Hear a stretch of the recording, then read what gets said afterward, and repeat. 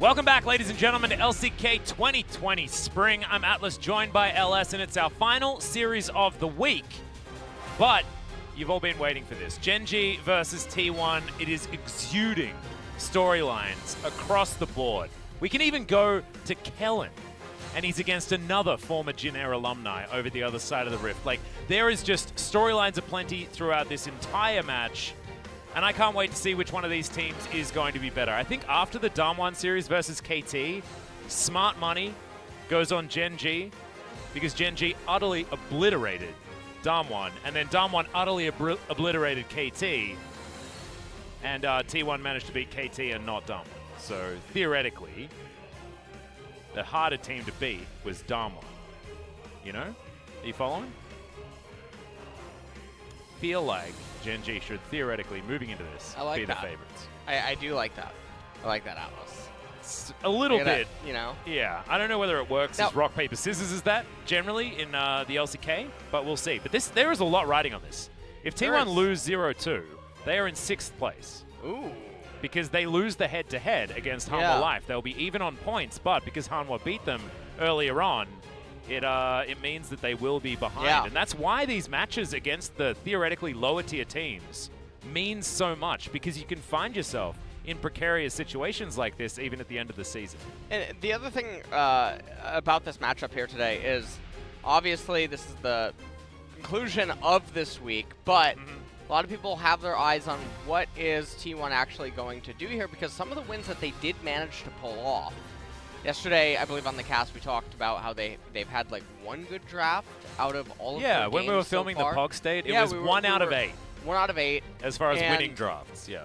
It's going to be really surprising because some of the wins that they did manage to muster up came through just sheer outplaying the opponent on a mechanical level. Yeah, that was actually their Damwon series. Yeah, very, very long struggles. And so it's going to be interesting to see what ends up happening here against Gen.G, because I don't think that they would be so fortunate. And so I think the drafts, as always. Yeah, as always. It's always going to come down to that. And Gen.G had some creative drafts that we saw in their previous match. They were playing the Sejuani before it became cool. We saw Malrong trying that one out in our last series. It didn't quite work, but Clid won back-to-back games on that champion against Damwon Gaming. They were the first ones to bring back the Kai'Sa. Yeah. And we saw the AP Kai'Sa out from Ruler, and it looked fantastic. Seemed to open the floodgates for Nuclear. We saw him win on that earlier as well. Feels like Gen.G are doing a bit of trend setting here in the LCK. Yeah, and I think that a lot of people have them as the favorites coming into today. I know that when I was browsing around various Discords, as well as Twitter and just general stream chats, it does seem like Gen.G. Let's have a look at the points of the match, though, because this is biggest match of the split. I mean, it's a big call, but likely a true story, unless we're going to see DragonX really pull ahead after their victory over Afrika yesterday. Off-season issue makers, and of course, you know, you've got Clid defecting from T1, moving over to Gen.G. It's going to be the first time that they've met in the LCK thus far. We'll see who's going to be getting the better of them. Rascal and BDD going up against Cuz, their former teammate. So many storylines here, and BDD versus Faker in the mid lane takes us back to 2017 Kingzone Destruction, where BDD was always beating Faker in this matchup, and then things undulated, things changed. BDD on KT, not quite up to snuff against this squad. Is BDD's time to shine 2020? And we'll see whether Faker can answer that with his already, plethora of Player of the Game awards that he's got. 300 points only just recently eclipsed by Nogari after his back-to-back MVP performances in our last matchup. There is just so much to talk about for this particular series. Going to check out the team stats. Gen.G, just the best in the league at the moment for the majority of their statistics. And wins with first blood is an interesting stat. Both of these teams not finding 100% of them, but honestly, it feels like first blood. Turret. Oh, that's interesting. Yeah, both of them with 100%. Ooh, that can't. What if they both get first turret? You've never seen that before. No, I think I think it's impossible. Well, it'll require split second. And they're gonna do it, Atlas. Oh my God. I don't think I'm ready. You know what? Actually, port priority, I believe, goes to blue team. Oh, really? I think so. Ah. Yeah. Well, T1's won then. I might be wrong on that, but I believe it's the case. So T1 actually automatically wins any of these draws. Yeah. Well, let's have a look at some of the highlights here, starting with T1 on the bottom side. Teddy showing us some pretty exemplary Aphelios play in their most recent match. And in fact, this was largely depressing for KT, honestly, watching this series. But Teddy put on a masterclass throughout this matchup. Yeah. And Canna making his way to top spot as well, I think is a huge deal, because Roach did look like a player removed from Canna's skill level in the beginning week of the LCK. Canna looked a lot better than Roach, even though T1 is still clearly struggling to find an identity up there in the top lane. And coming into today's match, obviously, a lot of focus is going to be on the AD carries as well as the mid laners. Yeah. And so Gen.G, they might, be able to get the unexpected edge though because of that top lane dynamic, but we'll see how Kana can actually do up against Rascal. Not one of the Elite 3 or Pokemon Trainer Red, so he's gonna be just fine up there. Of course, referring to Chovy there as Pokemon Trainer Red. Rascal has been finding a lot of success, though. He had a lot of attention in their match against Damwon Gaming and was able to turn it around after 2 ganks going awry in Damwon's favor. And then on the set, was able to just get the work done. And this sometimes watching BDD play Azir is just what you need, you know? That was the game that was, they were winning and then they won. Yeah. But the enemy team was winning until they were losing. Yeah. That's how that works. Yeah, you gotta, the Scar reference works in one of those positions. This is such a cool matchup. Ruler versus Teddy, 2 of our elites. I think I'd put Deft in that list. Otherwise, they are the top 3. It used to be Deft, Bang, and Prey. And now it feels like we've got to Teddy, Ruler, and Deft in the LCK as our elite 80 carries that really set the tone for how to play this role. You can see neck and neck, 15 to 15, as far as player matchup against one another. There are so many of these stats, guys. I mean, we're highlighting one of the matchups right now, but there are just so many of these that we can go back to. We have to remember that, Ruler was on this on Samsung, I guess now Gen.G, when they crushed T1's dreams when they were SKT in the World Final. Like, this goes back a very long way. This is a huge rivalry between these 2 squads, and I feel like Telecom War going to have to move over because we have a new match of the split for you this time around. And Ruler's got a pretty good KDA at the moment, just to point that out as well. He's only died twice so far in the LCK. I mean, he's doing pretty good down there. He's also been one of the more creative 80 carries, obviously piloting the Kalista Tark. Yep. Dynamic down there in bot lane, and so we'll see if Kalista does end up coming out today. Obviously, Teddy, one of the other Kalista enthusiasts. He is. And with T1, they're going to be starting on blue side. I'm going to say that's actually a disadvantage for this matchup, and so Gen.G should have the leg up there. We'll see what the first pick is going to be. I think there are a lot of really interesting things to look for in this draft to determine who's going to win out. I do need to highlight Teddy doing 37.2 of his team's damage. That's largely to do with their last series. He was absolutely destructive on any pick. I mean, he picked the Xayah, made it look busted, picked the Aphelios, and he is busted. Very impressive stuff. Ruler's so far played 2 of those Kalista Taric matches, and we'll see whether we are going to get another one moving into this series. And I want to see if Cuz is going to bring out the Karthus. Because I was talking to Spirit the other day, right? I was back in makeup. I didn't actually work yesterday, but we filmed the POG State episode 2, so I was in the area. And so I went into the makeup room. I was having a chat to Spirit. I was like, "We're going to see Karthus today?" And he was like, "No, Karthus is a bad champion." Yeah? Yeah. And then he picked it twice. Nice. Oh my goodness. In the first game, he absolutely destroyed on the pick. So I don't know what to make of it. I don't know whether that means that community sentiment here in Korea is that Karthus is not a good pick, or whether he's just trolling me, and I think he's trolling. I think it's probably the latter. Let's be real, it's Spirit. It's what he does, and Kaz has been having a hell of a lot of fun on that particular pick, but Clid, if there's a jungler that knows how to get around certain matchups, Clid has shown that he is smart enough to navigate it. Yep. And now, despite the fact that things have changed as far as the jersey that he's wearing, he is still the same player. We'll see if Clid, alongside Rascal, BDD, Ruler, and Kellen, whether they'll be able to bring us over the line here. Well, no big surprises, obviously, out of either roster. To kick off this day, we are going to go into the pick ban here. Game number 1, Gen.G versus T1. For all the marbles, and Atlas, I'm gonna call this game from the draft. Okay. All right. So we're watching one of the spicy. restreams. We're watching one. Yeah, we're co-streaming right now. Yeah, we're co-streaming. This is actually a replay. They're not actually behind us. That's why they don't appear on the camera. Got it. That's we're not actually putting us on screen for the rest of this because we've been teleported. The date right now is Sunday, February 16th, 7 p.m. KST. Aha. Right. Well, Pantheon and the set to be banned away here. Haven't seen the Ornn just yet. I have a feeling that T1 will be looking for a B1 of that one. Pantheon obviously banned away. He's getting a lot of attention here. Yep.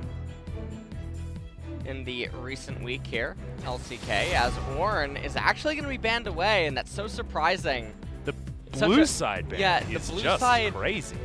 Ban of Ornn is Gen.G now going to ban Soraka, so we got some draft spiciness obviously coming out here as Aladios. No surprise for the Aladios pick, but I have a feel. Oh my goodness, Akali slipped through. And remember, this team has 2 Akali players that are extremely good. Now, BDD and Rascal are very proficient on this pickup. Been very vocal that there are answers to Akali. I believe she has 2 losses. Yeah, she's 100% loss rate. Yeah, so she's far. 100% Otherwise, loss she's rate. being banned. And this is going to be the last 10.2 before Akali has her kneecaps caved in 10.3. As T1... This is a much better idea. Okay, Gragas, nice pick, nice pick. Thank goodness they saved it. They were going to go really, really bad until Ready? they went really good. Just going to Yasuo here. They're going to Gragas Yasuo. Oh, I want it, man. I've been predicting this a lot, but we just have never actually got it. After all the times of just saying that if a team wanted Gragas Yasuo, they would pick it first phase. Yeah. Oh, that's a Renekton. That's going... We went the other way. Oh, dear. Oh, cleared. That's his clean lease in that we're hovering right now, and he is going to lock that one away. Gen.G with a lot of flexibility in their draft so far. Jungler locked in.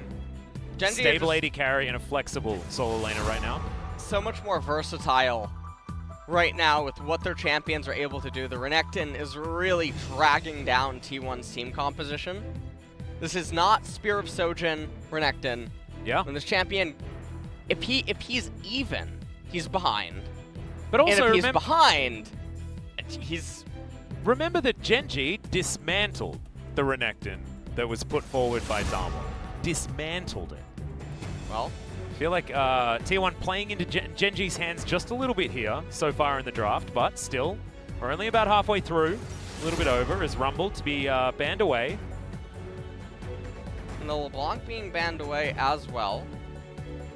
And do Gen.G just go straight to Kalista after this? Oh, sorry, they can't because they've got an MF. Never mind. I assume lock away the support. Yeah, and they're then going to keep all of your options open. I mean, Atlas, you already know. Rad. You already know what the support is. Why you? I don't know why you're playing hard to get here. Nautilus? Oh, Braum. Of course. God. Okay. Well, it wants to block some barrels, now, I guess. There's nothing better but to handshake it with a lovely Rakan or a Nautilus. Oh no, Orly. Here we go. Thresh, that's fine too. It'll probably be the Nautilus. Wouldn't want to pick a Zyra here. No. When the enemy team's all short range and has to engage. That's crazy talk. Wouldn't want to do that. That'd be... No. We're allergic here to... No, Zyras just have too much trouble getting any experience. Yeah. That's the issue. Never going to pick one of those. Silly Billy. I mean, oh no. We've been seeing more support mages and enchanters lately, though. Yeah, that's true. I mean, the Bard certainly and has been picking up some steam, as that's Victor locked in. So funny when some support pro players will try to insist that mages can't go there, or that Braum and Tom are actually blind pickable, and it's like, no, it's mostly incompetence, the same way that most AD carries, even when mages were potent in bot lane, there were very few AD carries around the world that could really make them work, truthfully, and so it's a you problem, not the champion problem. Yep. Well, that's Taliyah. We're going to set up some walls around this rift, and no Braum on the other side to break them down, because they have, of course, picked that one up themselves. This is an old favorite for BDD, dating back a very long way. He's going to be piloting that in the mid lane. No surprise that Rascal is on the Akali top side, as he was always the Akali player for Dragon X when they were picking this champion many, many times, and he got extremely proficient on this champion as well. Gen.G feeling like they do have a mid-game composition, but one that does certainly round out very well, and all spikes at similar moments in this game. T1, on the other hand, have played a lot for lane. The Renekton doesn't lose lane.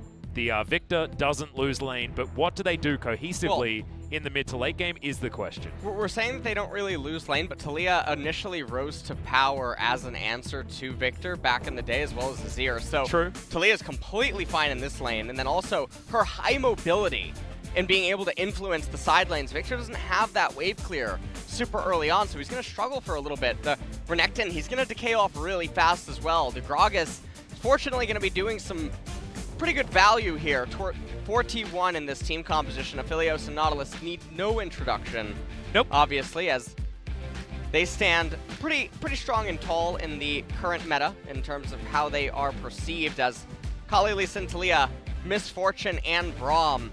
And I like Gen.G's comp so much more for so many reasons. They have so many more gears available to them. Obviously, the Lee Sin, not a very big fan of it. Would much rather prefer the Gragas, but the Taliyah and the Akali, I think, are so much more valuable than the Victor Renekton. Yeah, I also think the way they nip around the map in the mid to late game stages, or at least mid game, I'd say like 20 to 30 minutes when it's teams trying to get towards turrets, things like that. I think the Taliyah will be so useful. Rascal on the Akali can be such a nuisance around that time as well on a couple of items. And Clid is also going to be hitting his stride, and we have to... Sometimes you talk about drafts based on, you know, what these players are going to be doing, but then sometimes you're talking about, like, this is Clid's Lee Sin, you know? It's not just any Lee Sin. This guy's just really good on this pick. A lot of comfort here on Gen.G's side.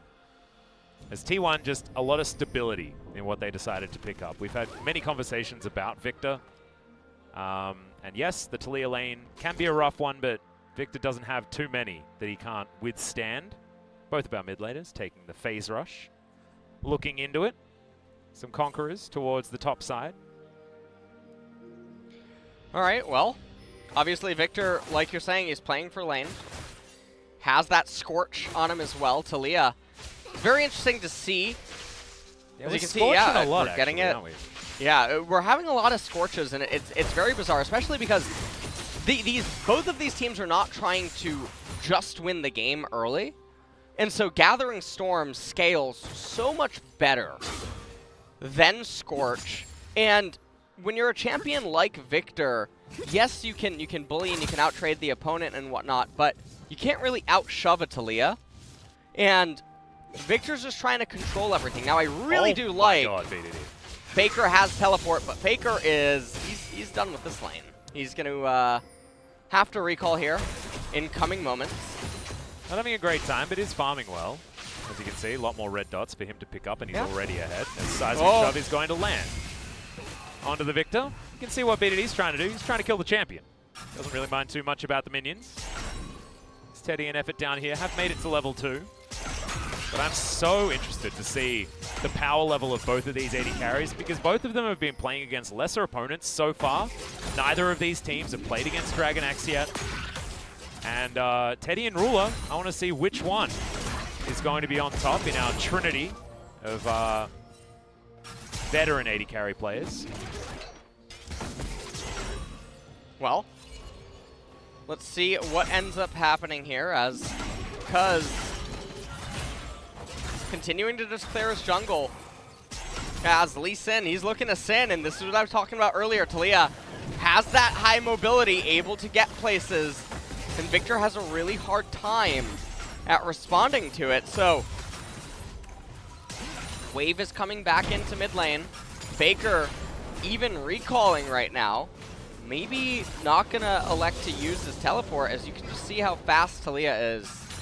Yeah, and yeah, he does use the teleport, and so BDD is gonna find himself with a leg up actually in this lane, even though he's down 3 CS. Faker's gonna be down a very early teleport and having to build into items that Victor doesn't want to get right away. And also BDD is going to be able to make much more potent roams around this this early to mid game as well. So look to see what BDD can actually do to help the rest of his lanes. And I'm looking at Rascal because we haven't seen an Akali make it to a mid game where she can dictate her own terms. All of the Akalis that have played so far haven't been able to find any success when it comes to mid to late game because they've been put in a hole very, very early. And we need to know why this Akali is still being banned so much. Because honestly, if you started watching League of Legends in 2020, you'd be very confused as to why that's the case. Well, we'll see what ends up unfolding here in this game. Cloud Dragon, first one coming up. Not super big, really, for either team. So a bit of a lackluster Dragon. Clid gonna be spotted out on this ward. Not a bad ward here by T1. As now Cuz, he's just going to continue to keep power farming, and this is one of the things I really don't like about Lee Sin. So as a champion, yes, he has a lot of early game influence and power, but if laners are just playing their lane right, they're playing safe, they're playing stable, it takes so much more effort to make the champion work. And if you go into mid game on even footing, you ask yourself the question, who would you rather have, Gragas or Lee Sin? It's pretty easy. Whoa, that's a flash forward from Canna. He's looking for Rascal. Shuriken backflip going to come forward. Flash going to be used, not over the fat part of the wall. Flash is traded. BDD moving up towards the top side, but doesn't have the Weaver's wall. And Rascal with a winning lane state as well.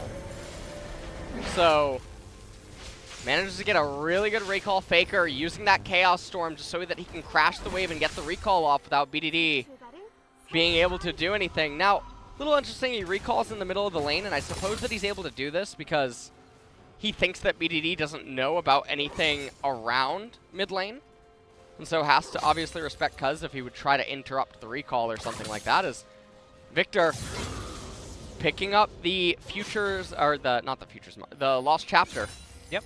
Now going to be completely fine sustaining in mid lane. Yep. BDD going to go back home, and he's going to start his first item as well. I believe Lost Chapter is probably going to come forward from the Talia as well.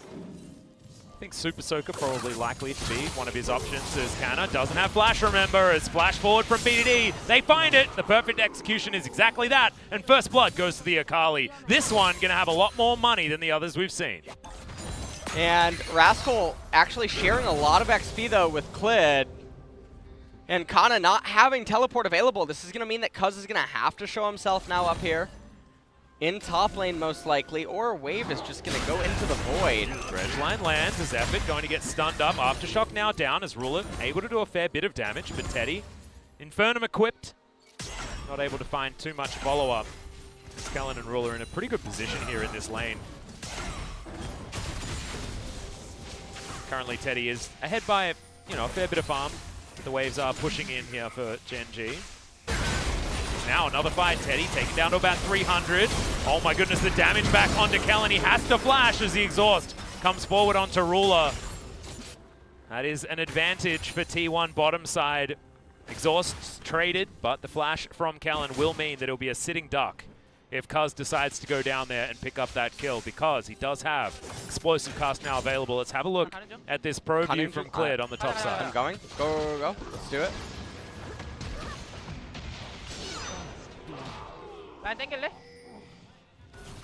Really nice stuff. Influx of 600 gold for the Asked him team. if he wanted to do something. I didn't pick up the... he asked if you want to hold the lane.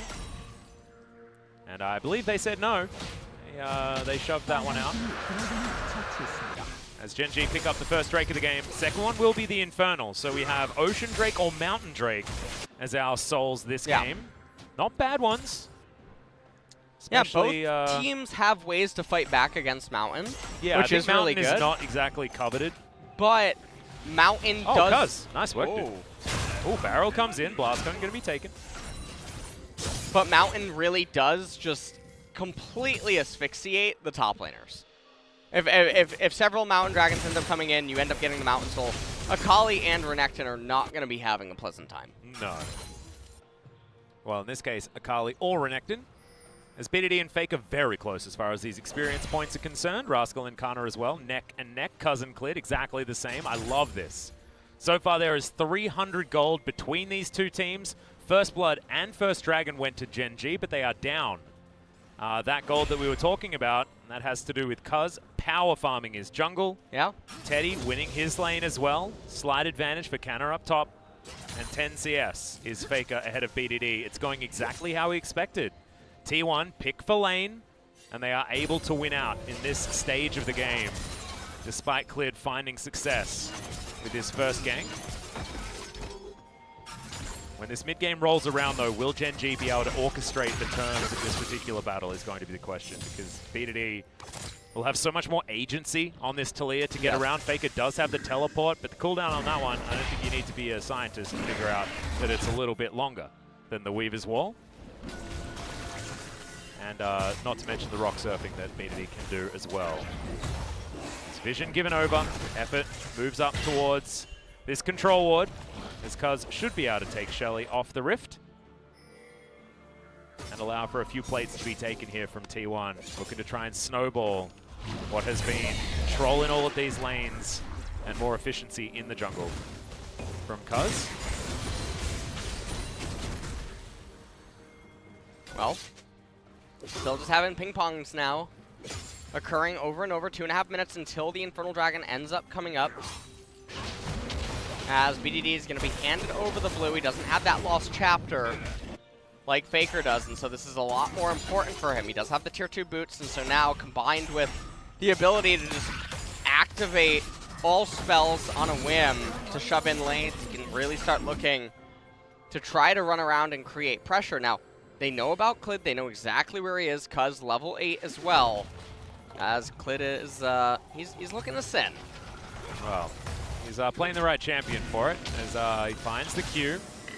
Spots out where effort is. I like the cool-headed play. No Lee Syndrome here from Clid. As a very, very close early game. And I think you can feel the pressure that both of these teams are under based on the expectations from these squads. BDD and Clid, this is what can happen. They are at the level where they can begin to take control.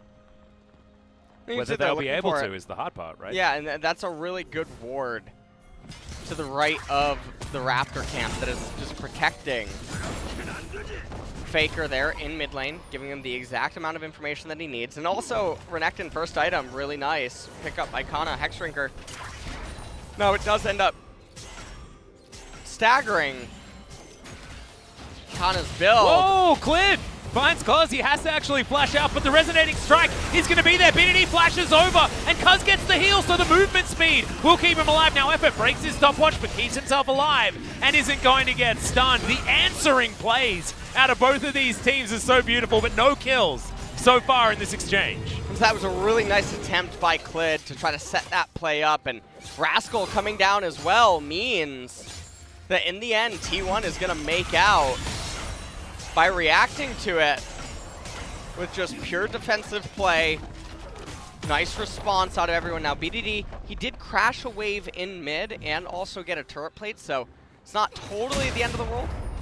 Also, same thing happened top lane though. Canna was able to grab a turret plate up there. Yeah. As Rascal is moving on back, so answering plays across this rift as we have a look at this one once again. Really cute from Clid to try and get Cuz's flash out of there. As Body Slam had to be used as well. 2 walls to get over, that's how that's going to work. But Teddy with the heads up flat heal when he was at full health just to make sure the seismic shove didn't land and it kept the Gragas alive. Bit of a gentleman's agreement towards the end there to disengage. It's 400 gold now, the lead for Gen.G. Flashes available on the bottom lane apart from effort. So we'll see whether Gen.G can find some leverage there. You can see Clid is on the bottom side. His flash now on cooldown as he traded that with Cuz. Infernal Drake going to come in here, and one of the really great things about Talia is her single target damage, able to help here as Cuz just steals it away. He doesn't care at all as now Clid has to safeguard to get himself out. Chaos Storm now on cooldown from Faker, but Clid is behind enemy lines. Ocean Rift now going to make the Rift beautiful, but nothing looks beautiful here for Clid. He's trying to get the heck out of there. Turret shot's going to come forward. That'll be... No execution as Faker will lock down kill credit. Man, that timer for the drop of aggro, one could say, was certainly getting there. Clid not able to tick it over. So his old teammate going to be able to take him down. It's a really nice kill and just a turn of events to really even the scores here, as now we will be getting Ocean Soul. And now Ocean is... This is one that both of these teams really want. Let's take a look at this. Clid not quite able. That timing was so slick To beat Cuz right there, and yeah, Faker getting the Chaos Storm, tagged him for the aggro. Ooh, that's a backflip. Faker incoming. Backflip is on cooldown, as we were talking about, as Rascal has to use the ult in order to get out. Won't be able to in 10.3, but it's 10.2, remember, so still able to do that. Cuz having to run around from BDD, but look at the phase rush, making him so fast. Worked ground, unable to actually follow up with too much more. There are so many stalemates this game. These two teams just seem so evenly matched. Definitely a bit of close calls by both parties right now, as Cuz narrowly able to escape right there, as Rascal, he is falling behind in terms of just lane control overall. Lots of turret plates went down in top. Heart monitor of a gold difference, but remember, it's a gold difference of 700 either way. So there is no gold difference between these two teams so far. No one able to get themselves any large edges. First blood did go to Gen.G, but remember, the lane control was certainly there, and this is going to be global gold most likely for... out 5 health. Okay. So a gust of wind will take down that turret. I think actually it would have been correct to let the turret die there, just because there's no proximity gold. And so it would end up detracting from some of the true first turret value, and it's not like Gen.G are actually in a race to get a first turret anywhere. The only argument would be is if Gen.G wants to fight soon and they have an opportunity to do so, is okay, Kellen. Unbreakable's going to get some work done as he tries to answer with his own ultimate, but Effort just walks out of the way of it. Bullet time now on cooldown as well. The Moonlight Vigil is still there for Teddy. The advantages are not exactly large for either of these bottom sides, but now swings back in the favor of T1 just slightly. See if Rascal does jump back onto Kana here as the 5-point strike comes in again, but he's in his shroud. He's going to be all right. Cuz moving on up. They really want to try and get some damage onto Rascal, but he's underneath the turret that isn't going to offer him any support as he flashes out of the way of the barrel. Doesn't find anything. As T1 can't actually get towards this one, Cuz is going to end up walking over, and I believe that auto attack was able to do 5 damage. Congratulations. Not able to get the kill, just the flash, without having to trade Cuz's own. And now should be able to grab Shirley as well. Unless this ward dictates that Gen.G do want to try and fight this one. Ruler and Kellen, they're the ones with first response. As you can see, they're barreling down through mid. Yeah, bottom lane for T1 were away. As now Cuz going to be taking Shirley for a merry jaunt through his newly beautiful jungle. Zephyr and Teddy, slightly slow. Going to be moving up the mid lane here, giving up on the laning phase, bottom side of the map for the moment. Understanding that the top side of the map is where they want to be fighting around. First Ocean Drake will be up in a minute, but it looks like we have a trade of heralds. Shirley for T1, Shirley for Gen.G. They will take that one down. And where they're going to use it is going to be the question here. And Oh no, cannon Well, missed. It's all over. Ended up summoning it up in top lane. Yeah, give Rascal a little bit more lane control. And grab him that extra gold that this charge will get. Hextech Gunblade completed for the Akali, so first power spike certainly there. Likely to be something like a Leandri's Torment to come in next after he could potentially grab himself the Tabi. It's what we've been seeing, I think, mostly as far as second items. But now 3 seconds, Ocean Drake coming in. Ruler, slightly dangerous positioning, but Gen.G are ready to back him up. Control ward going to be taken down. Teddy in vision now as this ward does spot him out. Cuz will find his own control ward here in the brush. Q goes wide.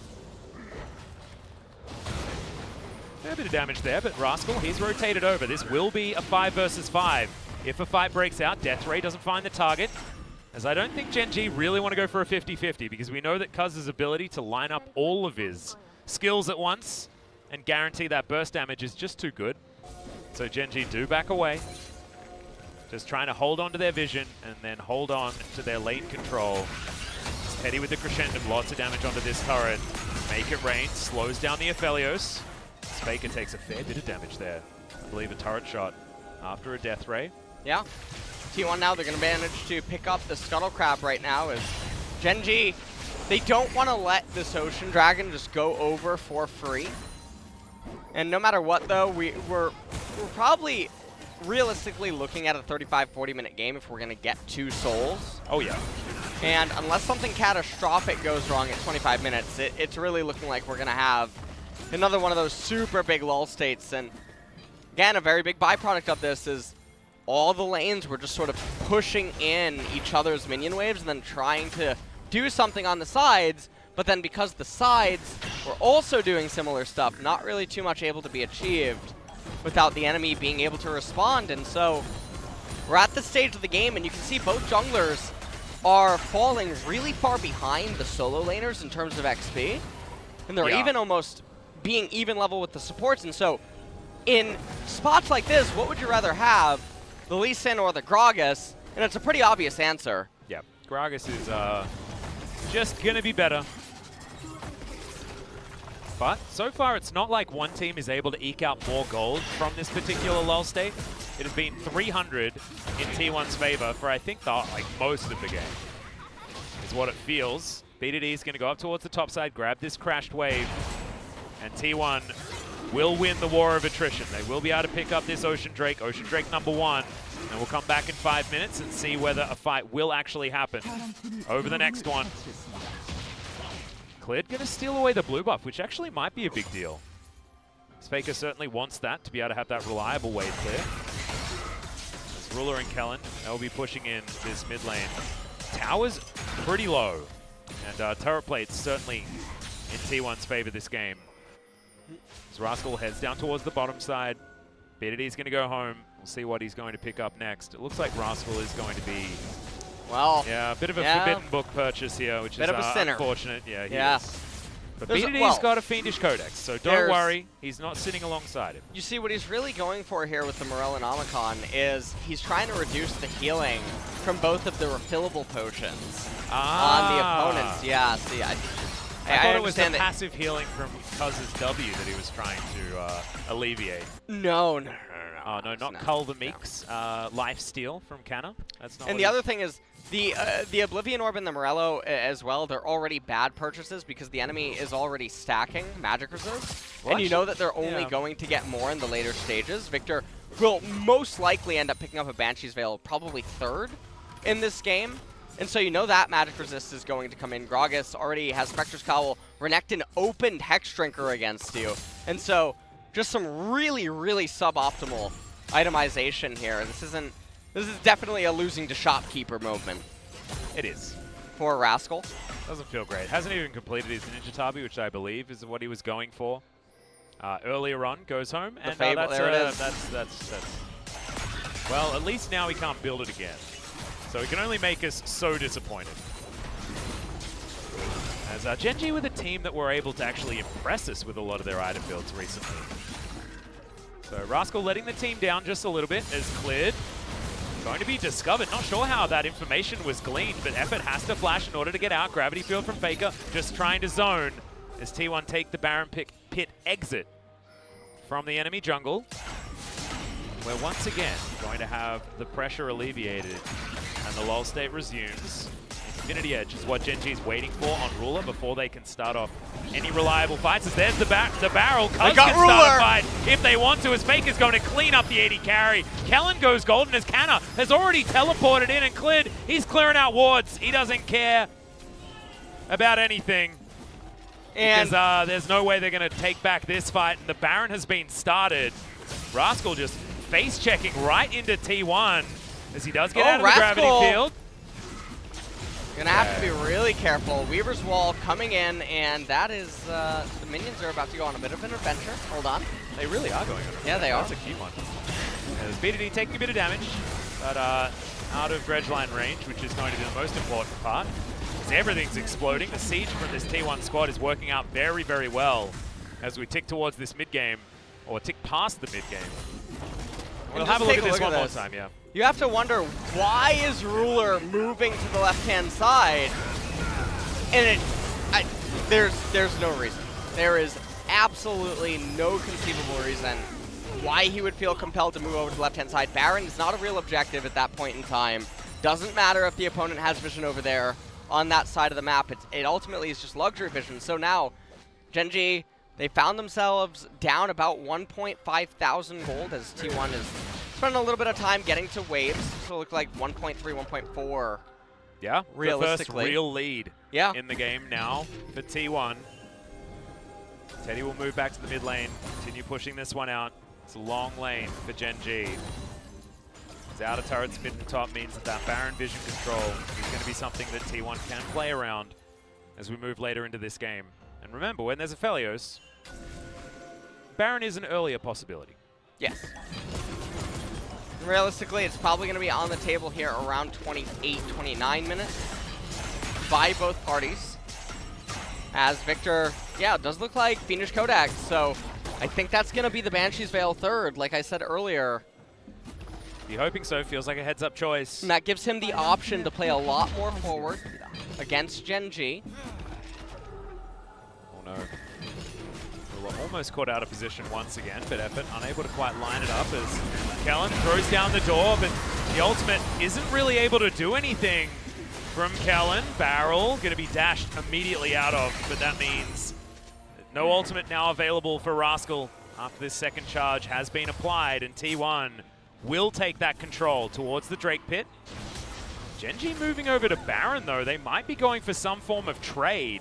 Yeah, they might try to actually cheese a handshake here, but T1, if they can just get this Ocean Dragon, there's no reason to go over into the Baron. This is the way to lose the game. Denied, cleared! The Insect play is now Effort, trying to run out of there, but BDD says no. Seismic Shove collects the Nautilus. They are able to grab one pick, but the Ocean Drake will be going down in favor of T1, taking Canna a long time to actually lock it up, but they will be threatening Soul Point after this next 5 minutes of the game. Alice, yeah, man. Drake Point. It's Dragon Soul Point, isn't it? That's how it works. DS Point? DS Point? No, it doesn't really roll. You know what? I think that we're gonna have a Twitter poll. And given my track record in Twitter polls, it's not looking good for you. Ooh, that's a good point. I might actually check in on my T1 Gen.G Twitter poll that I did before the match, and we'll see who managed to win that one out. I only did an hour long. So, I'm gonna make a Twitter poll after this game. T1 by 2/3 of the votes. Okay. So judging by how well this game is going, T1 fans are savants. Yeah. Not well. Are they sinners or are they saints? That's gonna end up being the main question here, as we're in a bit of a lull state. I'll be honest with you. Did you know that the new Sonic came out? Yeah, haven't seen it yet. I saw a lot of. I don't mean to say this. I saw a lot of Facebook posts. Oh no. Yeah. You still have that. Well, you know my grandmother, woman. Have you heard about her? No. Yes. Yes. Yeah, woman. Yeah. Yeah. So. A lot of people, every single time I call her on stream, people they think it's so rude. But my whole family, her children, and then obviously her grandchildren. Yeah. We all just call her woman or the matriarch. That is also the law. So those are her nicknames. Oh my god, that is so good. The law, like from video game high school? Just the law. Oh god. You know? Like, we used to call my my grandma on my dad's side, we used to call her the queen. Yeah, that's how I learned basically, how, like, that's basically the matriarch. Yeah, you know? she taught me how to use cutlery at a Yeah. fancy dinner table when I was like 7. So yeah, she definitely fit that category very, very well. T1, interesting item builds over on this side. Spirit Visage being the second fully completed item here from Cuz. Wanting to make sure that he survives against BDD and Rascal's damage, I guess. Should be able to help him out, but, I mean, the extra healing, not going to be amplified, LS, because there is a Morellonomicon ingeniously purchased by Rascal. Well, the Spirit Visage almost ends up actually negating Morello. T1 are just taking the Baron. Yeah, they have Eladios, and so they are starting it up, but Gen.G does know about it. Yeah, T1 were just testing the waters, trying to draw the attention back, and that will save their outer turret bottom lane for the moment. Obviously, right now, this is the start of the this is the phase of the game where I would start making suggestions about the magical F word, but oh dear, don't say things like that. That's very rude. Not gonna do it. We don't talk about cold times here. It's snowing outside. Are you a freezer or are you a melter? That is basically what ends up going on here as lots of stopwatches. Right he is melting the wave. And he's going to walk up. He's going to melt another one. Look, you know what? You might be right just there. As 3 items here for Teddy, he is a big boy. We're still waiting for him to really have a pop-off. So far, he's already picked up 1 kill for himself and has a pretty big bounty. We saw this as well between Gen.G and Damwon, where nothing happens for the first 35 minutes, and then there is 1 team fight, and that's it. That's the end of the game. Yep. And so it is a huge build-up with just 1 ending, and I saw a lot of comments on Reddit about this, that this seems to be what LCK is, I'm not going to say evolved into, but changed into? Yeah. You know, let's go with that one. I think there's a prefix that you could put before evolved that would be very apt, but... Oh, yeah. Pre-volved? I mean, you know, prehistoric maybe with the kind of gameplay that's going on here, but... Unevolved? Devolved. Oh, that's... one. That one. Oh, you were talking about a real word. Yeah. Oh, wow. Strange. Yeah. It's unlike sometimes you. Sometimes I don't do that. I like to make them up. Well, 30 seconds until Gen.G have some tough decisions to make. Oh my god, Cuz! Knocks him out of his own flash, but now Canna. He can be used as a taxi in order to get out, but not if he's dead, Cuz. Gonna take him down. My god, this guy's Gragas is so clean. Moonlight Vigil, not so much, as Rascal able to walk casually to the left in order to avoid that one, but now with no jungler on Gen.G's side, it should mean Ocean Soul for T1. And so Gen.G, they're just going to have to give this over, and honestly, I mean, you've heard me talk about it before. This is really sad to see that there's not even an attempt to see if T1 would end up making a mistake. This game is so over. If you lose with Ocean Soul... Especially as this composition, right? Yes, yes. The long range on the Victor, he's able to just constantly play forward now with the Banshee's Veil. The healing that is going to be present on this T1 team composition now. Doesn't even matter about the straight-up 5v5 that I tried to talk about inside of the Champion Select and some of the differences that can go on there. The healing is just going to make everything irrelevant at this point, and so if you're Gen.G, outside of some super miracle engage or a free Baron, Elder Dragon, true, you're probably going to end up losing. As Gen.G, this is definitely going to be a panic Baron. Weaver's Wall comes out. I don't know if they have the damage. Should actually zone for quite some time as the 5 seconds is now up. Rascal now trying to dash around this fight. Finds the perfect execution onto Cuz, who gets into the pit. It's a 50-50, but Clid is going to win it. Cuz goes golden, and now Redemption in the pit is going to help alleviate the Chaos Storm damage. Clid eliminates the Nautilus, but They are now fish in a barrel. Faker gets slowed down. Rascal taken out by the Aphelios, but he takes the long way round. Flashes to get Gen.G out of there, and they save 4 of the Barons. And so they end up utilizing 2 of the flashes right there, and they do get some summoners as well out of T1. But because of the way that they're forced to back off, they're losing all of their minion waves, and this is a way that T1 can attack Baron indirectly. This is so sick. You can see the mouse really fast. He knew exactly where Clid was going. Like, yeah. That interruption was just so incredibly clean. Really, really good mechanics. And I remember when, well, I mean, we'll take a look at this replay and then I'll go into that point, but you can just see the healing that ends up coming out. Watch this Renekton get in there, and then the Ocean Soul is, what is that? So disgusting. It makes it so that oh my you have Soraka on your team right now. They are blessed by Soraka. Mm-hmm. And so that's the sixth hooved lady. Yeah, is the Soraka from the heavens. There's like a Papa Smithy Soraka skin right now that's just blessing T1. Oh yeah. Yeah, like a Guardian Angel. The Papa Bless. Yeah, the Papa Bless right now. And you know, the preview that we just saw about Cuz, I remember when T1 initially picked him up and I said that it was an upgrade over Clid. Whoa, Faker's flashing! Oh man.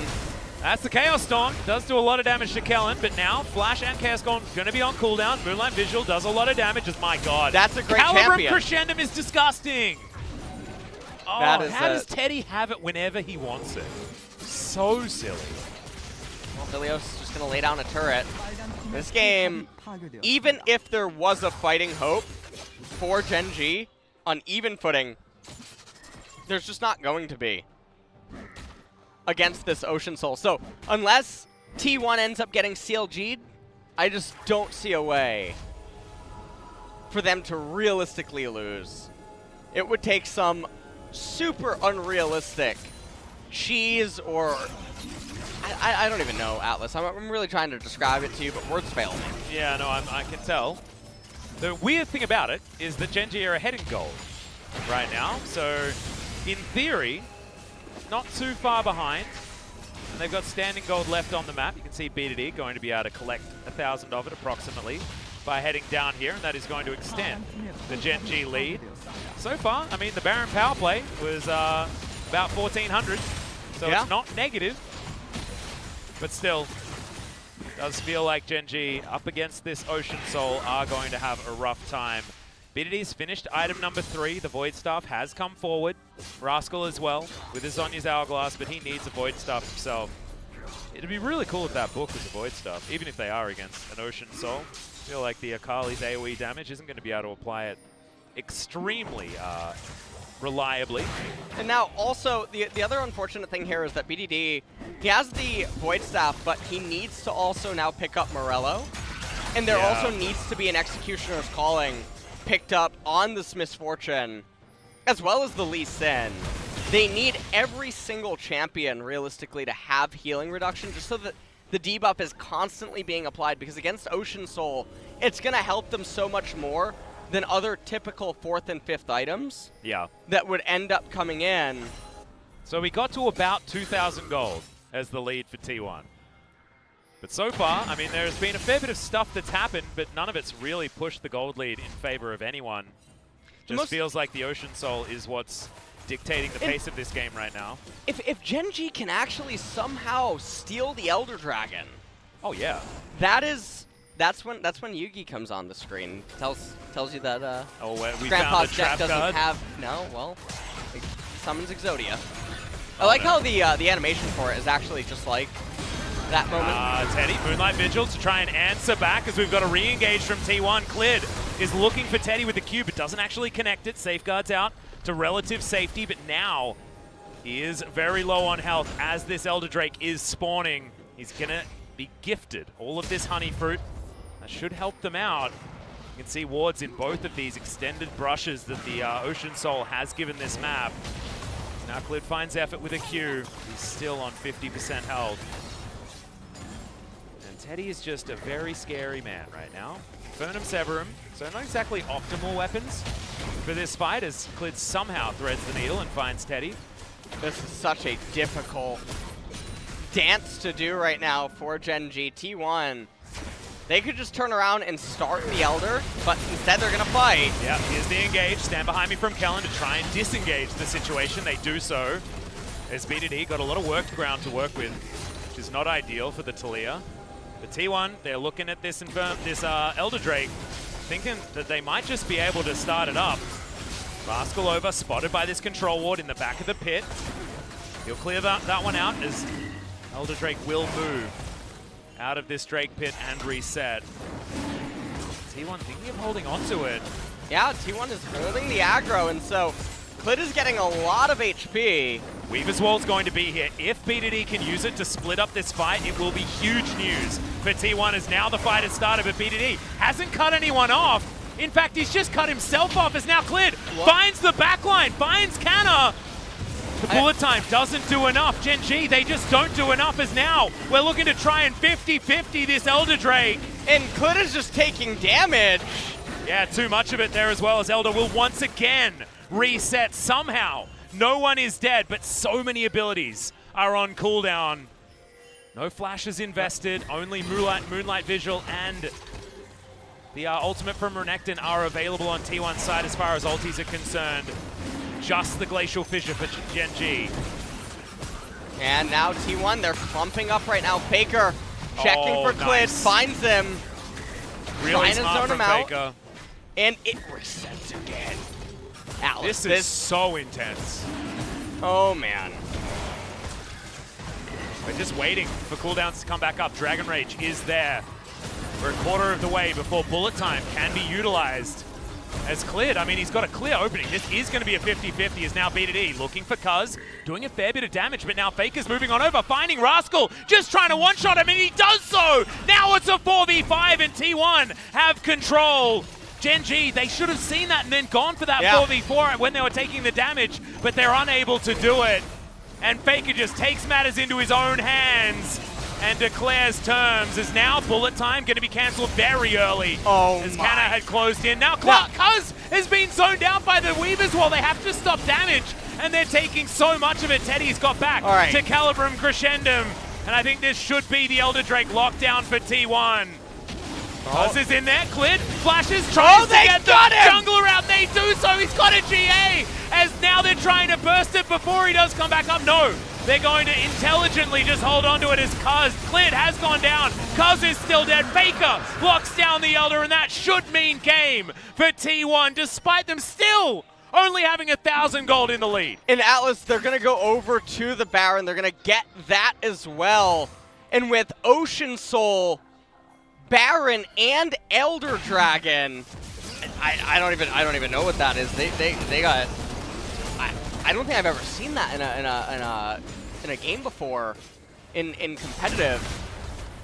Maybe it has happened and it's just blanking, but it is such an overloaded, stacked amount of abilities. Oh yeah. And just stats that are just gonna be given over, and actually they're not going to start the Baron, and so that's a little bit interesting. Actually eating up a lot of the Elder Drake time by going for a reset here. As Rascal, he's just trying to clear the mid-minion wave, and Faker doing a really good job coming in there as Victor, picking him off. Take a look at Clid and what he ends up doing here. Cuz doesn't have the Guardian Angel available. Gets the insect play right into BDD. I think that might have been a mechanical error there from Clid, as he hadn't actually buffered the kick before he flashed. Slightly unfortunate. Faker ends up securing the Elder Dragon. But that was still a 50-50. That was super close. That was such a long dance. We actually got to witness one of the rarest sights in League of Legends. That was a River Ram. Yeah. The River Ram. Yeah, a River A-Ram. Whoa. All random, all river, you know? Does make it so much harder to get minion gold. It really But does. that battle for the Rift Scuttler, that's a big one. That's a real big one. You gotta pronounce it with a bit of an accent. Like River Ram. River Ram. Yeah. River Ram. River Ram and down in there. Down in I like that. it a lot. It makes me feel like a cowboy. Yeah, down in that river there. Mm-hmm. Yonder River Ram. Well, T1, they have started the Baron. And Gen.G have a long walk through darkness in order to get there. I believe blue trinkets not going to be available just yet as BDD gets to the back of the pit. Weaver's Wall coming down. Will block Faker an effort off from this one, but T1 should be able to lock down this Baron. Canna diving on over. Massive AoE. Piles forward. A triple kill already from Teddy. They'll collect the Baron as an afterthought as Cuz stays in the pit and Ruler watches everyone else on his team eviscerated in seconds. And that will be the end of the game. This is absolutely going to be the end of the game. And so T1 managed to play a very slow and steady game. They end up picking off Ruler, if you remember, when he stepped into left-hand side river. Yep. Because just with a really good performance this game, picking off Clit at really key points, they get to the Ocean Soul, they win the River Ram. River Ram. And really Ruler, like that. I do, I really like it. As Ruler is going to be taken down to complete the ace, but T1, they held on to that game with the smallest of gold leads for so incredibly long, and then just played out these 5v5s so much better. And I feel like Gen.G had a great composition, but they could never utilize the chaos that you can provide with a Weaver's Wall and with the Dragon Rage kick when they needed to in order to get them the kind of lead that could snowball them towards more of these objectives. And they needed to do it early because as soon as that Ocean Soul happened, like, yes, we saw like up front, the drafts dictated that this will be a close game and then Gen.G should have an edge. But and we never really Ocean got to Soul see, transforms it completely. Yes, Ocean Soul completely morphs what is balanced. As in this game, we never really get to see the team compositions actually clash. Where, you know what? I'm gonna vote for him too. But it's only because I already know that we're screwed on the other polls. Well, okay? I know. I think no. I'm gonna go ahead and give the actual one. That's a good one. The reason that game got to that state is because of that player. Okay. Yeah. I don't care that Faker went into mid lane and pressed 2 abilities on Akali and killed her, and then ended up getting the Elder. But it could have been a lot of other T1 members. Yeah, that could have actually picked up felt the like Elder. as a team, this whole squad played was really well. This is one of those. Yeah. And I feel like Cuz just did so much to get them into that spot. Yeah, Teddy. I mean, Teddy doing Teddy things. Oh, it's too much damage. Just ridiculous. So we're gonna check out the post-game breakdown. Teddy still doing ludicrous damage, but Ruler doing pretty similar stuff.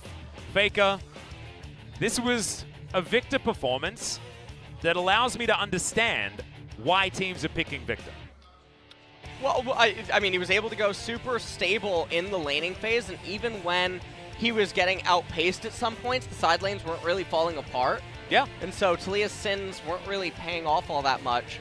And then once he got to the mid game, there was no team fight that actually ended up happening. Ruler ended up dying, and that had a chain reaction. And then Cuz constantly kept setting up things to be successful and bring them to the Ocean Soul point, and then ultimately the Elder Dragon point.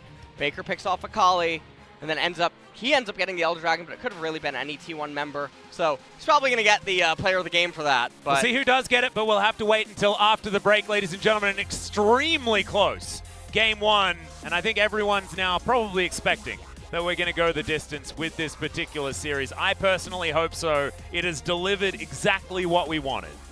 Two, theoretically, of what could be the best teams in the LCK going head-to-head. Right now, Gen.G in top spot. T1 wanting to kick them down. They can do it with a win next game. Let's see if they can.